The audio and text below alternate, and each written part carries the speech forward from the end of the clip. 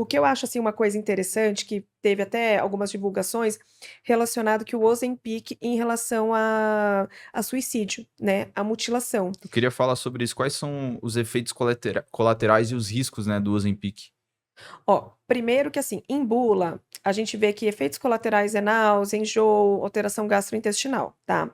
Mas assim, a gente sabe que um paciente que teve câncer medular da tireoide ou que tem neoplasia endócrina múltipla não é indicado para usar semaglutida análogos de GLP-1, tá?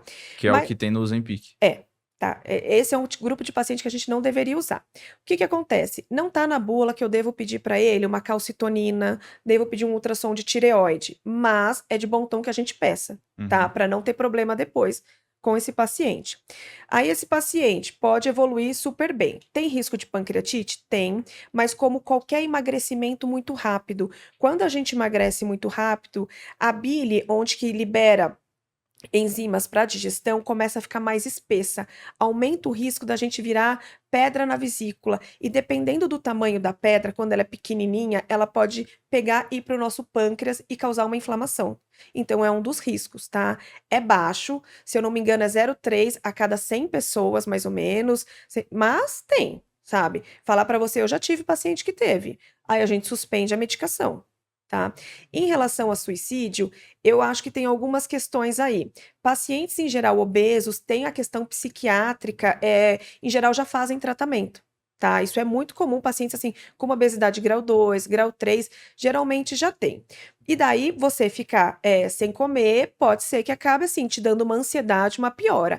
Eu vejo numa outra questão também. Quando a gente fala de depressão ou de ansiedade, a gente está falando da falta de um neurotransmissor. Esse neurotransmissor é a serotonina, tá? Uhum. A serotonina, desculpa, ela vem através de um aminoácido essencial, o triptofano. Será que esses pacientes ficam numa restrição calórica tão grande que eles não se alimentam bem e acabam evoluindo para falta de neurotransmissor e tem uma piora da depressão?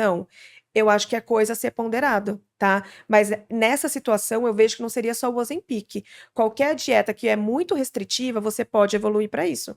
Porque às vezes os obesos e tal, não generalizando, mas de certa forma é uma fuga ali, né, de uma ansiedade, de um vazio assim na comida, né? E É, a partir do momento que você dá o Ozempic, você tira essa fuga. Seria nesse sentido. então, mas assim, o Ozempic é muito popular, assim, não pelo preço, eu tô falando que é muito conhecido.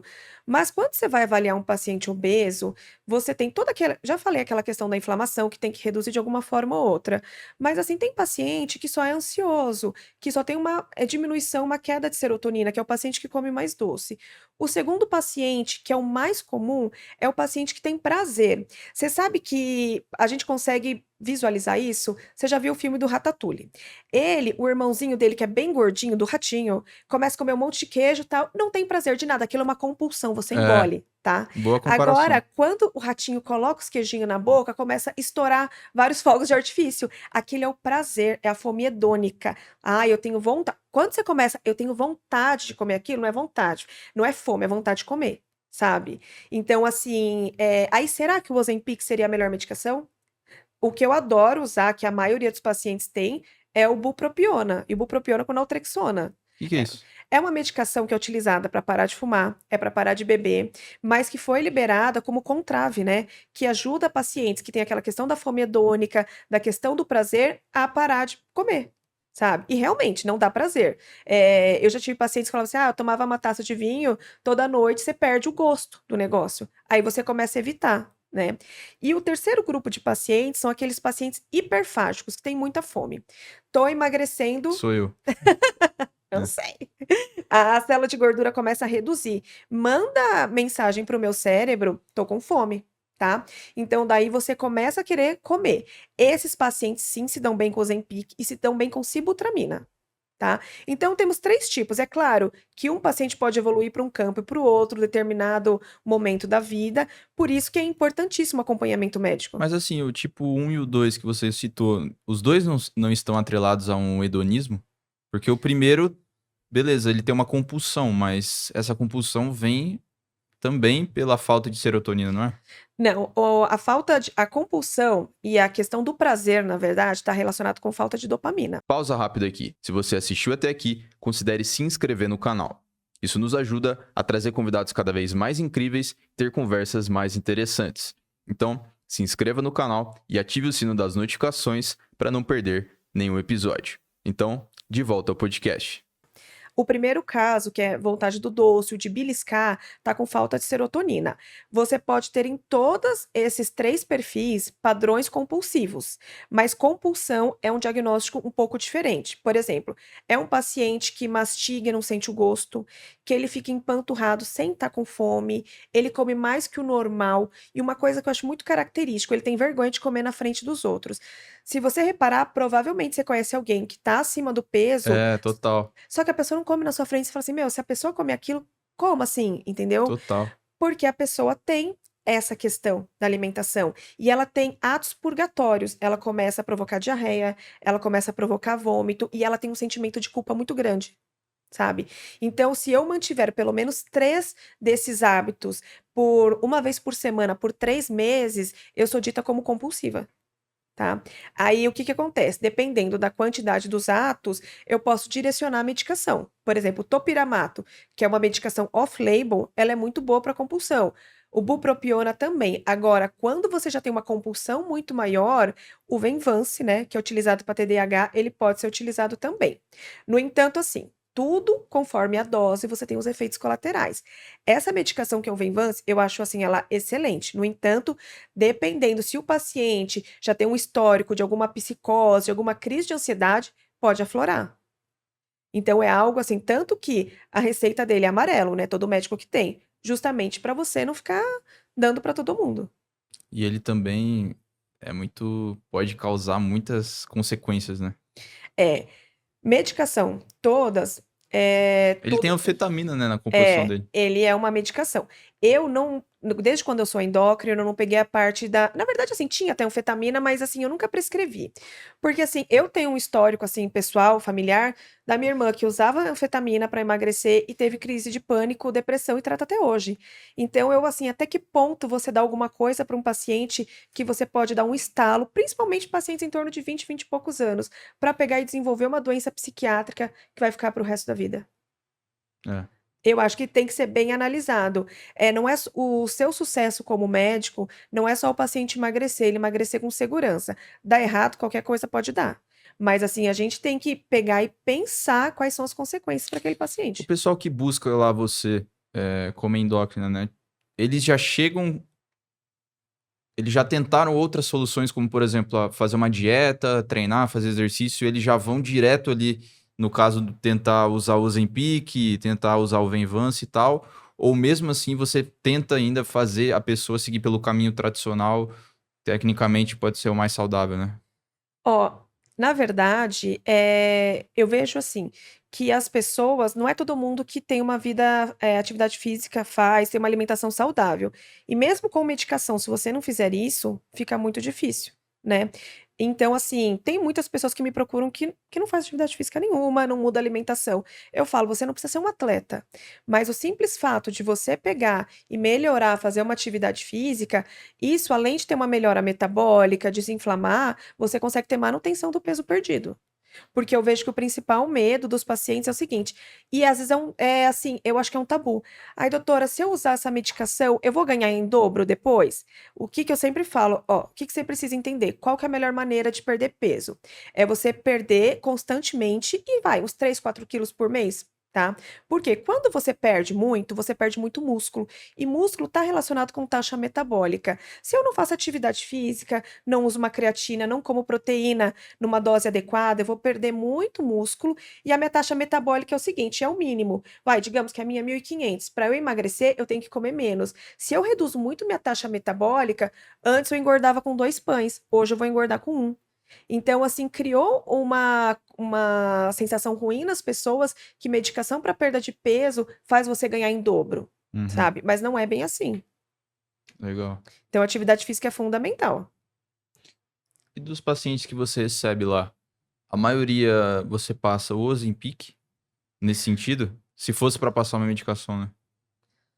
Olha, depende. Eu vejo muito o perfil do paciente. sabe? E eu tenho paciente que já usou Ozempic, não perdeu peso. Agora tem o Wegovy, né, que é o liberado realmente a semaglutida, mas com doses maiores, tá? Para perda de peso, e tem o Tirzepatida, né? E algumas pessoas, como eu tenho no consultório, a perda de peso é muito maior, mas depende. Eu não acho que vale a pena um paciente que precisa perder 4, 5 quilos pagar um Tirzepatida. Eu acho que são pacientes, assim, escolhidos e que tem que perder uma quantidade muito grande. Sim. A gente tava falando em off, né? Que É, existe pessoas para o Ozempic, né? claro. Qual que é o tipo de... Para quem que é o Ozempic? Sabe aquela pessoa que chega no café da manhã, come um pão, chega no almoço, come um pratão e na janta um pratão? É esse paciente. É que nem você pensar assim, esse paciente ele é bom também para um balão gástrico, tá? Por quê? Porque assim, o balão vai reduzir o tamanho do estômago dele. E o Ozempic vai reduzir o apetite dele. Se é um paciente beliscador do dia inteiro, pode ser que eu dê o Ozempic e não faça efeito. Entendeu? Então, assim, tem que ser escolhido, tem que ser conversado. Não é só porque ele tem, os estudos dele são muito bons, quer dizer que todo mundo vai emagrecer, tá? Eu acho que essa questão de ir pra farmácia sem precisar de receita é muito complicado. Sim. Porque, assim, você gasta um dinheiro, você pode não emagrecer, sem falar em efeitos colaterais. Então, eu acho que isso é alguma coisa a ser pensado. No caso, esses medicamentos, eles podem ser misturados com outros? Tem algum problema aí você misturar, por exemplo, o Ozempic com álcool, com outro medicamento que a pessoa tá tomando? Como que funciona isso daí? Ó, em geral, às vezes o paciente tem mais de um padrão, tá? Então você consegue pegar e misturar sim, tá? Dependendo da situação. Dá pra você misturar topiramato com bupropiona, naltrexona. Mas assim, em relação a álcool, o que que acontece? Se você não tá comendo muito, você vai ter assim, recebendo aquele álcool, você vai subir muito mais, né? Então, assim, pode ser que você fique alcoolizado com menos? Sim. E também quando você está fazendo uma dieta, o álcool é muito calórico, né? Além de ser uma caloria vazia. Aí não combina muito. Eu não sou uma pessoa, assim, uma médica que sou crítica em relação não pode nada disso. Mas eu acho que se a gente tem um objetivo, a gente tem que reduzir. Eu não tô falando que não pode, sabe? Eu não sou uma pessoa que fala assim, eu vou viajar. Eu tenho paciente que fala, vou ficar 15 dias fora, eu não posso comer. Pelo amor de Deus, né? Tipo, você tá indo viajar, aproveita, né? Mas assim, tenta ter equilíbrio. A questão é equilíbrio. Hum. Sabe?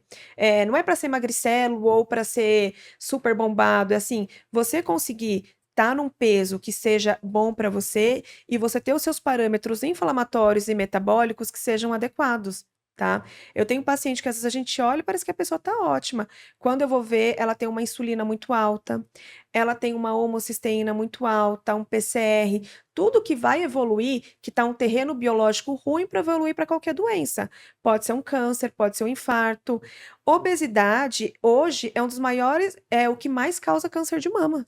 Sabe? Tem estudos na Inglaterra que falam que a primeira causa é a obesidade. Então, assim, você vê que é um terreno biológico que pode causar várias coisas, demência, sabe? Eu A falo, doença que mais mata hoje é em relação ao coração, né? olha, questão cardiovascular, uma pessoa que infarta com 50, você pode ter certeza que as alterações que ela tá tendo é desde 30 anos. Não é nada do Caramba! nada. Eu acho até interessante, assim, que nessa questão do Covid, as pessoas falam assim, ai, do nada eu fiquei diabético. Eu falei, não, sabe? Provavelmente você já tinha uma alteração metabólica muito grande, que daí deu um estalo na doença para você ter. Mas assim, e sem falar que tem gente que não faz exame o tempo todo, né? Mas com certeza já tem outras alterações. Nada surge do nada. E pro pessoal que tá escutando isso, como que ele pode saber se ele tá nesse caminho que tá levando ele Há uma doença? a uma doença? Eu ia usar a palavra desgraça, mas ia ser muito dramático. Ó, tem alguns exames que eu acho que é fundamental ser solicitado. Ferritina. Ferritina está relacionado com o ferro, né? Mas quando eu estou inflamado, eu deixo muito ferro dentro da célula. Então, uma ferritina elevada me diz que a pessoa é inflamada, tá? PCR ultrassensível. PCR está relacionado com doença cardiovascular, mas como o próprio nome já diz, é ultrassensível. Qualquer coisa pode aumentar, mas é um parâmetro, tá? A gente vai juntando coisas. Insulina. A insulina, o ideal é estar abaixo de 10. Então, o que que você vê com tudo isso que eu estou falando? Que a gente não segue o padrão laboratorial. O padrão laboratorial é uma curva de Gauss, quer dizer o quê? Olha, eu peguei, digamos, 80 pessoas que não têm sintomas e tá com esse valor, então tudo bem. Mas o que que são sintomas? Para eu evoluir para uma doença, uma resistência à insulina, essa pessoa não tem sintoma nenhum. O único sinal que ela pode ter, às vezes, é o pescocinho mais escuro, que é a cantose nigricans. Então, assim, tentar deixar a insulina abaixo de 10. Eu vou te contar. E homocisteína. Homocisteína também, várias reações químicas dependem da homocisteína. Se começa a aumentar muito, quer dizer o quê? Que o meu colesterol eu oxido muito mais. Então, eu deixo ele muito mais fácil de entrar numa artéria e evoluir para o infarto. Se eu ficar com uma homocisteína elevada no meu cérebro, eu acabo evoluindo para uma demência.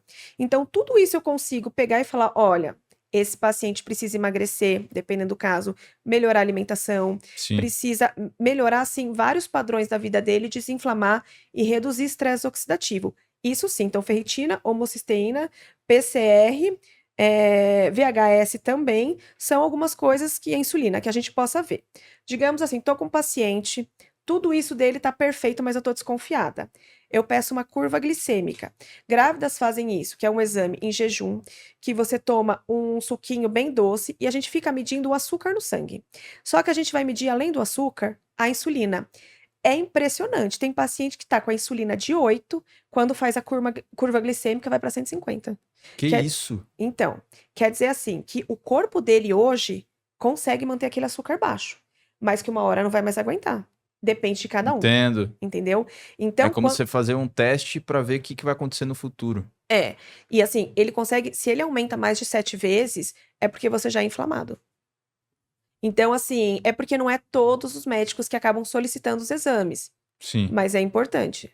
sim. Você falou da marquinha no pescoço, né? Aqui debaixo do braço, que é mais É como se escurinho. fosse umas listras assim, né? É. Eu já tive isso quando era moleque. Então, às vezes eu vejo criança que tem, né? E daí o emagrecimento ajuda, né? Nessa questão. Mas é algo assim, é patognomônico. Você viu aquela manchinha mais escura, você vê que o paciente tem resistência à insulina. É, Só que na época eu era bem gordinho também. às vezes você vai ao médico, ele pede só a glicemia. Ah, mas tá 90, tá tudo normal. Não. Para acontecer, como você mesmo disse, a desgraça, aconteceu muita coisa antes.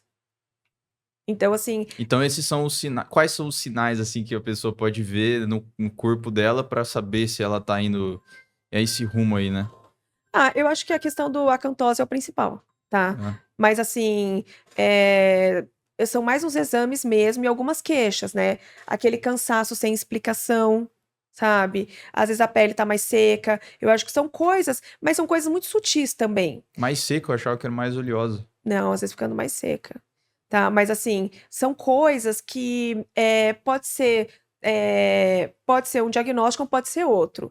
Eu acho que exame assim é fundamental para a gente conseguir prever Uhum. algumas doenças, algumas instalações que a gente vai ter.